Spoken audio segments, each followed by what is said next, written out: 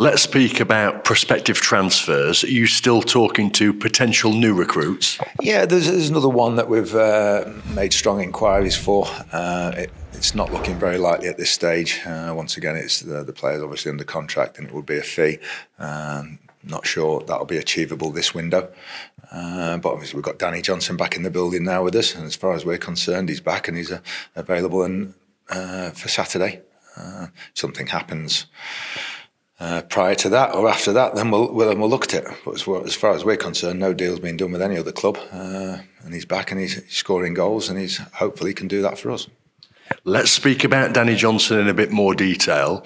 During this window, how many inquiries or bids have been made for him?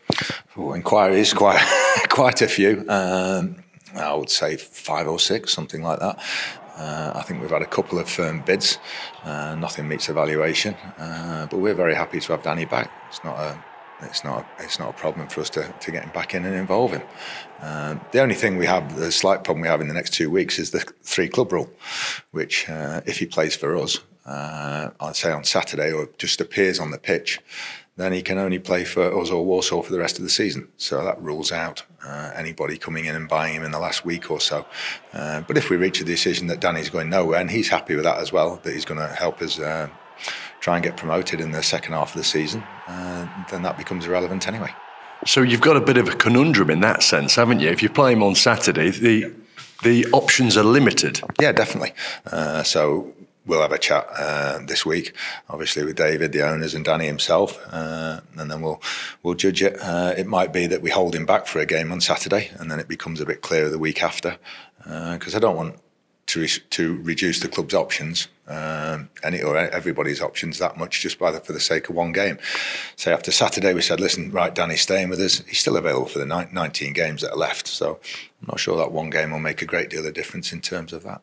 Just back to what you said earlier, a couple of bids for Danny this window. Just for absolute clarity, the club have turned both of those bids down. I think one of them was accepted, but Danny didn't want to go to that particular club. So it's all, you've got to look at it from all angles. The player's got to want to go, the 2 clubs have got to agree. And if any one of those 3 parties can't make it work, then it breaks down. Walsall said yesterday that they're still in dialogue with Mansfield, a little bit ambiguous, you might say. What does that mean?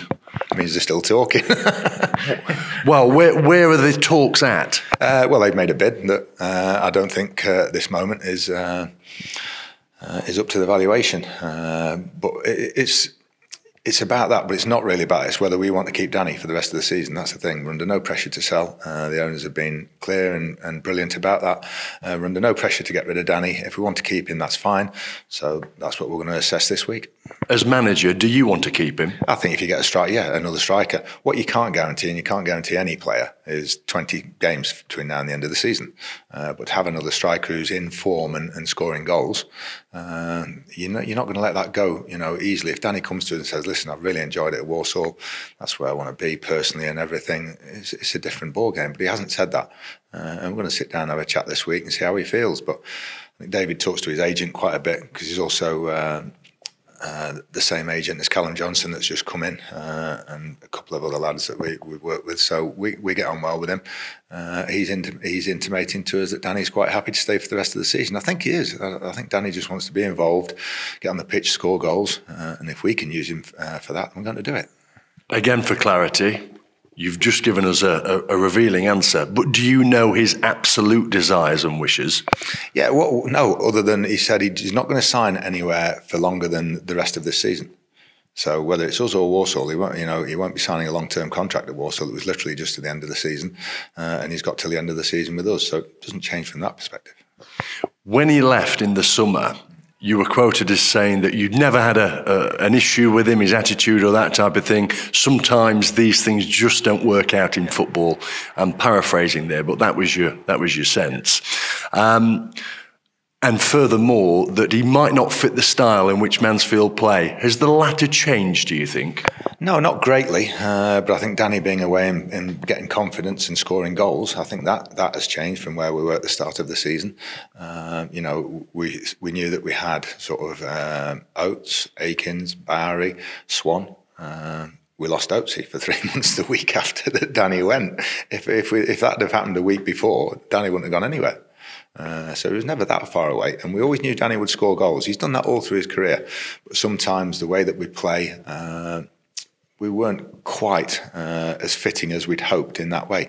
And don't forget, when we brought him in 18 months ago, we envisaged him being a two up front with Ollie Hawkins. Within a few weeks of that, Ollie Hawkins had to go back to centre half because of injuries and other circumstances. So we never got really much of a chance to develop that partnership either. So I think that worked against Danny as well. What have you made of him during his spell at Walsall? Exactly the same. You know, he trained yesterday, he came back and trained, and it was just as though he'd never been away in terms of some of the link-up play and everything wasn't ideal at times, and then he gets half a yard in the box, turns and puts them in the bottom corner. And I think that's exactly when we've watched him for Walsall quite a bit in the first few months of the season, and it's been the same. Generally, doesn't get involved too much in the build-up play, but if one drops in the penalty area, is as likely to finish it as anybody else. Because objectively speaking, looking at his spell at Walsall, where he's been so prolific, 1 goal in every 2 games, one might say he's coming up against the same opponents as he would for Mansfield. He's playing in a side in the same league. Therefore, why can't it replicate the goal scoring form at Mansfield that he has done so well at Walsall? There's no reason to suggest that, other than we play a slightly different style, I would think, than Walsall. At times, we only play the one central striker and we play 2 wide. Walsall don't do that. They always play a pair up top, and generally 3 centre-halves and 2 wing-backs. So it's a different system. We have played that as well, but generally we've been a sort of back 4 recently. So there's no reason. So we'll see that in the next week or so, hopefully, and see if he can. But he's got the competition with Oates and Swan and Barry up there and Akins when he's fit. So he's got good competition and we've got good options. You've got a friendly later today at Barnsley, I understand. Will he take part in that? Yeah, he's playing 45 minutes just to sort of reintegrate him. Most of the lads are playing 45. 90 minutes for those who need it. Sort of for the likes of Jimmy Knowles is playing, Jordan Barry's playing, Taylor Anderson from the academy, who's been with us training and everything, he'll play. John Joe O'Toole will play 90 minutes, and then the others will use it once again as like a training session. Be 45 minutes for Hiram Boateng. Lewis Reed will play 45 just to get him involved. Alfie Kilgore's going to maybe play an hour.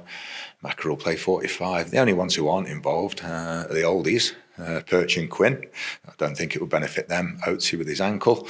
Kells just felt his groin after training, and Jason Law went into a tackle yesterday and just sort of hurt his ankle a little bit. So they're the ones that aren't involved, as well as the other injuries: Akins, Harbottle, Ollie Clough.